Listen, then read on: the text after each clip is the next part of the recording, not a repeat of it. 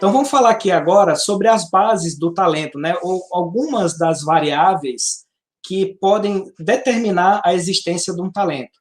A primeira delas eu já falei para vocês, né, que é a questão da genética, né? Mas aqui é importante a gente trazer um aspecto importante, que é o seguinte: nem sempre filho de peixe, peixinho é. Né? Às vezes, a gente está trazendo aqui algumas variáveis da questão da genética, que o pai tem alguma característica positiva, mas aquilo não foi, de certo modo, herdado pelo filho ou pelos filhos. Né? E aí, muitas vezes, a gente tem brigas dentro de casa por causa disso, né? Porque a mãe, por exemplo, né? Isso é muito comum com as mães. A mãe exige do filho uma coisa que ela faz super bem feita, porque aí a gente vai ver que tem uma outra característica da questão dos talentos, que a gente achar que se aquilo que a gente tem, a gente faz bem feito, então as outras pessoas também deveriam saber. E a gente vê que não é bem assim, né? As pesquisas mostram que cada um tem talentos únicos.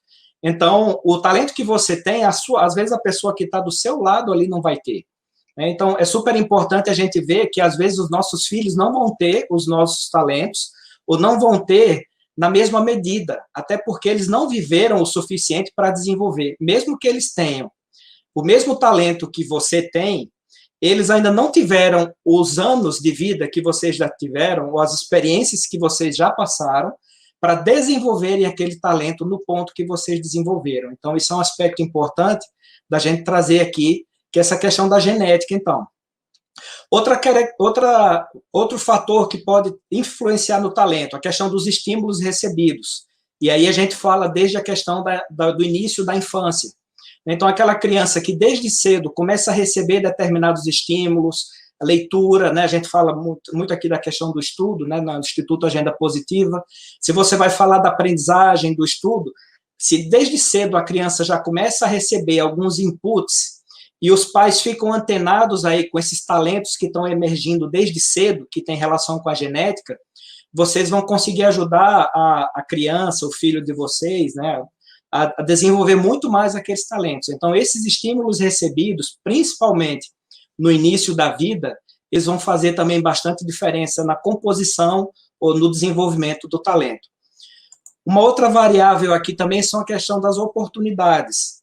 Né? Então, tem muitas pessoas que têm talentos, ou determinados talentos, e elas nem sabem que possuem esses talentos, porque elas ainda nunca passaram por nenhuma experiência na vida que as confrontasse com a possibilidade de utilizar esse talento.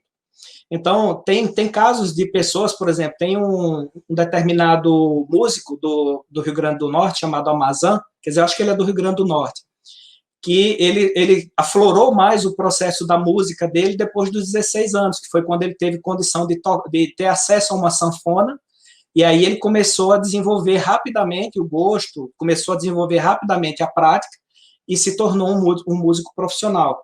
A mesma coisa acontece com várias pessoas também, né? Talvez vocês mesmos aí possam puxar um pouquinho para trás aí na lembrança e lembrar de determinado momento que vocês não sabiam que tinham determinado talento, passaram por uma determinada experiência, às vezes até uma experiência crítica, e aquela experiência crítica trouxe como benefício vocês verem que tinham determinado talento que nem sabiam que tinham. Então, as oportunidades, elas podem sim também ajudar a gente a desenvolver, tanto a ter contato com o talento, como também a desenvolver determinados talentos.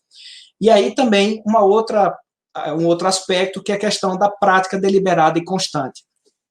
Então, aqui nesse livro, né, que é o Outliers, Fora de Série, do Malcolm Gladwell, o Malcolm Gladwell, ele fala muito o seguinte, ele dá uma banana, né, ele fala assim, ó, o mais importante não é a genética, o mais importante é a questão da experiência. Então, ele fala até de uma regra aqui das 10 mil horas para a pessoa atingir a genialidade ou a excelência em alguma determinada atividade. Então, ele fala exemplo de várias pessoas que são notórias, né, que são bastante conhecidas do público em geral, e aí ele fala que essas pessoas, pelo fato de terem trabalhado muito, de terem praticado de modo deliberado e constante aquela atividade, elas chegaram a um grau de excelência.